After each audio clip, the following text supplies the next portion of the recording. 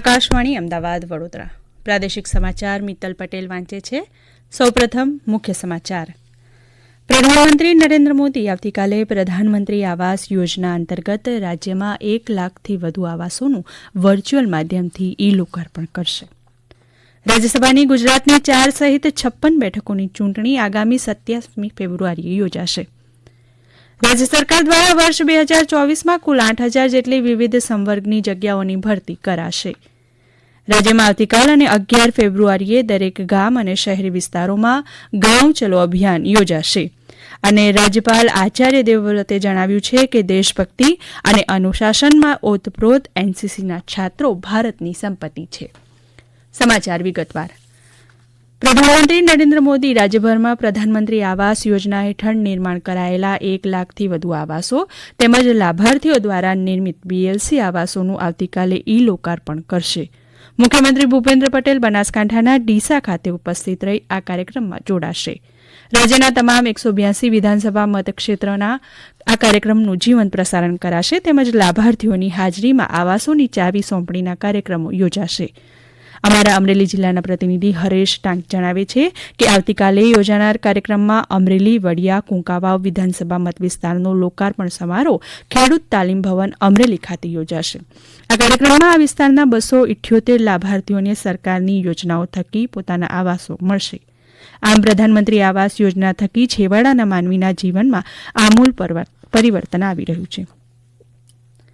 કચ્છ જિલ્લામાં 6 સ્થળે આવતીકાલે આવાસ યોજનાના લોકાર્પણ અને ખાતમુહૂર્ત કાર્યક્રમમાં અંદાજે 1400થી વધારે આવાસોનું લોકાર્પણ અને 44 જેટલા આવાસનું ખાતમુહૂર્ત કરવામાં આવશે. કચ્છ જિલ્લામાં કુલ 6 સ્થળે કાર્યક્રમનું આયોજન કરાયું છે, જેમાં ભુજ અને ગાંધીધામમાં શહેરી કક્ષાએ કાર્યક્રમ યોજાશે, જ્યારે અંજાર, અબડાસા, માંડવી અને રાપર ખાતે ગ્રામ્ય કક્ષાએ કાર્યક્રમનું આયોજન થશે. તમામ 6 જગ્યાએ ડીસાથી આયોજિત થનારા કાર્યક્રમનું જીવંત પ્રસારણ નિહાળી શકાય તે રીતે આયોજન કરાયું છે. ભુજનો કાર્યક્રમ ભગવતી હોટેલ ગ્રાન્ડ ભુજ ખાતે, અબડાસાનો કાર્યક્રમ રામેશ્વર ગ્રાઉન્ડ નખત્રાણા ખાતે, માંડવીનો કાર્યક્રમ પાટીદાર સમાજવાડી બિદડા ખાતે, અંજારનો કાર્યક્રમ મારુતિ ગ્રાઉન્ડ અંજાર ખાતે, ગાંધીધામનો કાર્યક્રમ ડોક્ટર આંબેડકર ભવન ગાંધીધામ ખાતે અને રાપરનો કાર્યક્રમ શ્રી સ્વામિનારાયણ ગુરુકુળ રાપર ખાતે યોજાશે. આવાસ યોજનાના લોકાર્પણ અને ખાતમુહૂર્ત કાર્યક્રમની તૈયારીની સમીક્ષાના ભાગરૂપે જિલ્લા કલેક્ટર શ્રી અમિત અરોરાના અધ્યક્ષસ્થાને વિડીયો કોન્ફરન્સનું આયોજન કરવામાં આવ્યું હતું. રાજ્યસભાની ગુજરાતની 4 સહિત 56 બેઠકોની ચૂંટણી આગામી 27મી ફેબ્રુઆરી યોજાશે. આ ચૂંટણી માટેનું જાહેરનામું ગઈકાલે બહાર પડ્યું છે. 56 બેઠકો માટે આગામી 15મી ફેબ્રુઆરી સુધી ઉમેદવારીપત્રો ભરી શકાશે. 27મી ફેબ્રુઆરીએ ગુજરાત ઉપરાંત ઉત્તર પ્રદેશની 10, મહારાષ્ટ્ર અને બિહારની 6, પશ્ચિમ બંગાળ અને મધ્યપ્રદેશની દરેકની 5, કર્ણાટકની 4, આંધ્રપ્રદેશ, તેલંગાણા, રાજસ્થાન અને ઓડિશાની દરેકની 3, જ્યારે ઉત્તરાખંડ, છત્તીસગઢ, હરિયાણા અને હિમાચલ પ્રદેશની દરેકની 1 બેઠક માટે ચૂંટણી યોજાશે. ભૂતપૂર્વ પ્રધાનમંત્રી મનમોહનસિંહ, ભાજપના રાષ્ટ્રીય અધ્યક્ષ જેપી નડ્ડા, કેન્દ્રીય મંત્રી પરસોત્તમ રૂપાલા, ધર્મેન્દ્ર પ્રધાન, મનસુખ માંડવિયા, અશ્વિની વૈષ્ણવ અને એલ મુરુગનનો રાજ્યસભાનો કાર્યકાળ આગામી એપ્રિલમાં પૂર્ણ થઈ રહ્યો છે. આથી ખાલી પડનારી 56 બેઠકો માટે ચૂંટણી યોજાશે.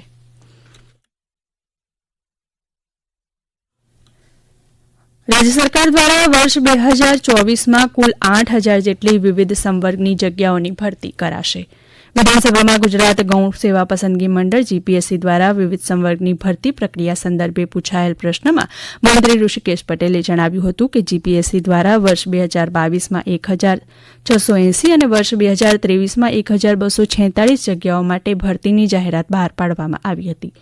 નવેમ્બર 2023 પછી મંડળ દ્વારા રાજ્ય સરકારના વિવિધ વિભાગોની વિવિધ સંવર્ગોની બહાર પાડવામાં આવેલી જગ્યાઓની ભરતી પ્રક્રિયા અંતિમ તબક્કામાં છે, જે બનતી ત્વરાએ એટલે કે બને તેટલી જલ્દી પૂર્ણ કરવામાં આવશે. શ્રી પટેલે જણાવ્યું હતું કે સ્પર્ધાત્મક પરીક્ષા સંદર્ભે ગેરરીતિ આચરતા લોકો સામે સખત કાર્યવાહી થાય તે માટે કડક કાયદો ઘડવામાં આવ્યો છે. રાજ્યમાં આવતીકાલે અને 11 ફેબ્રુઆરી દરમિયાન દરેક ગામ અને શહેરી વિસ્તારોમાં ગાંવ ચલો અભિયાન યોજાશે. આ કાર્યક્રમ અંતર્ગત રાજ્યના મુખ્યમંત્રી ભૂપેન્દ્ર પટેલ આવતીકાલે બનાસકાંઠા જિલ્લાના જલોત્રા ગામે કાર્યકર્તાના ઘરે જઈ રાત્રિ રોકાણ અને ભોજન કરશે, તેમજ કેન્દ્ર અને રાજ્ય સરકારની વિવિધ યોજનાઓની માહિતી આપશે. આ ઉપરાંત પ્રદેશ ભાજપના પદાધિકારીઓ, રાજ્યના મંત્રીઓ, ધારાસભ્યો અને તાલુકા જિલ્લાના હોદ્દેદારો પણ આ અભિયાનમાં જોડાશે.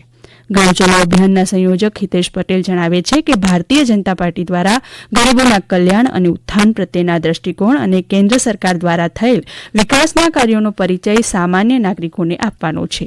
કેન્દ્રની યોજના અનુસાર ગાંવ ચલો અભિયાન અંતર્ગત ગુજરાતના દરેક ગામ અને શહેરી વિસ્તારના તમામ બૂથોમાં કાર્યકર્તાઓએ સોંપેલ ગામ બૂથમાં પ્રવાસી કાર્યકર્તા તરીકે જશે. તેમાં 29,165 પ્રવાસી કાર્યકર્તાઓ અને 27,335 કન્વીનરો મળી કુલ 56,700 કાર્યકર્તાઓ જોડાશે.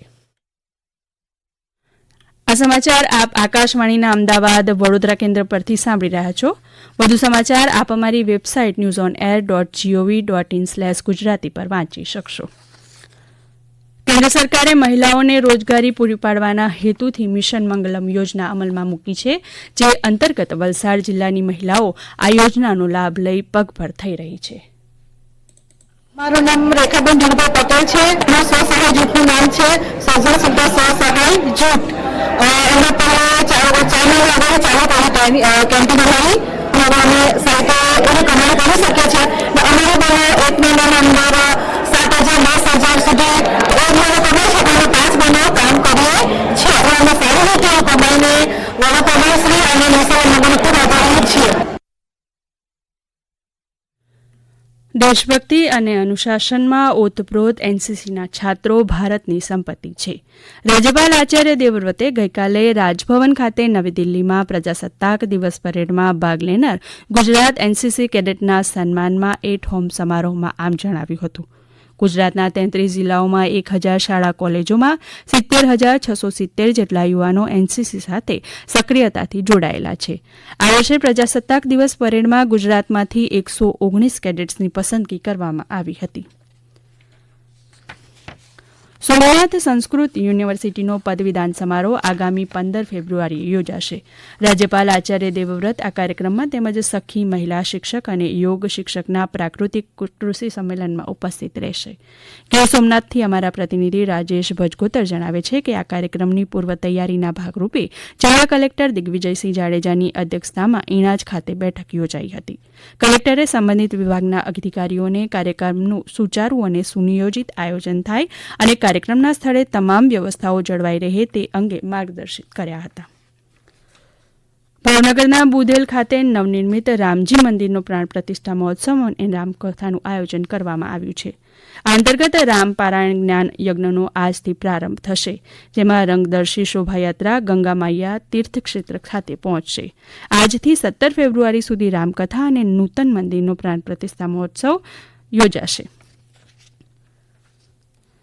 મોરબી જિલ્લાના 102 પ્રતિબંધિત વિસ્તારમાં પરવાનગી વગર ડ્રોન ઉડાડવા પર મનાઈ ફરવામાં આવી છે. મોરબી જિલ્લા મેજિસ્ટ્રેટ દ્વારા જિલ્લાના 102 પ્રતિબંધિત વિસ્તારમાં કાયદો અને વ્યવસ્થાની જાળવણી માટે સક્ષમ અધિકારીની પરવાનગી વગર ડ્રોન કે રિમોટ કંટ્રોલથી ચાલતા એરિયલ મિસાઇલ કે paragliding remote control microlight aircraft ચલાવવાની મનાઈ ફરમાવાયેલ છે. આ 102 પ્રતિબંધિત વિસ્તાર પૈકી નવલખી પોર્ટ, મચ્છુ ડેમ 1 અને 2, મોરબી સબજેલની 225 મીટર સુધીનો વિસ્તાર સહિતના સ્થળોનો સમાવેશ થાય છે. આ જાહેરનામું 31 માર્ચ 2024 સુધી અમલમાં રહેશે. ખેલ મહાકુંભ જિલ્લા યોગાસન સ્પર્ધામાં ભાવનગરની રીચા ત્રિવેદીએ પ્રથમ ક્રમાંક મેળવ્યો છે.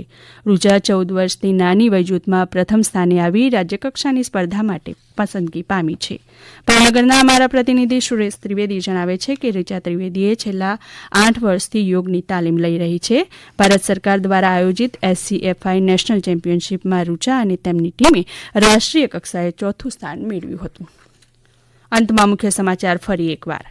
પ્રધાનમંત્રી નરેન્દ્ર મોદી આવતીકાલે પ્રધાનમંત્રી આવાસ યોજના અંતર્ગત રાજ્યમાં 1 લાખથી વધુ આવાસોનું વર્ચ્યુઅલ માધ્યમથી લોકાર્પણ કરશે. રાજ્યસભાની ગુજરાતની 4 સહિત 56 બેઠકોની ચૂંટણી આગામી 27મી ફેબ્રુઆરીએ યોજાશે અને રાજ્યમાં આવતીકાલ અને 11 ફેબ્રુઆરીએ દરેક ગામ અને શહેરી વિસ્તારોમાં ગાંવ ચલો અભિયાન યોજાશે. આકાશવાણીના અમદાવાદ વડોદરા કેન્દ્ર પરથી પ્રાદેશિક સમાચાર પૂરા થયા.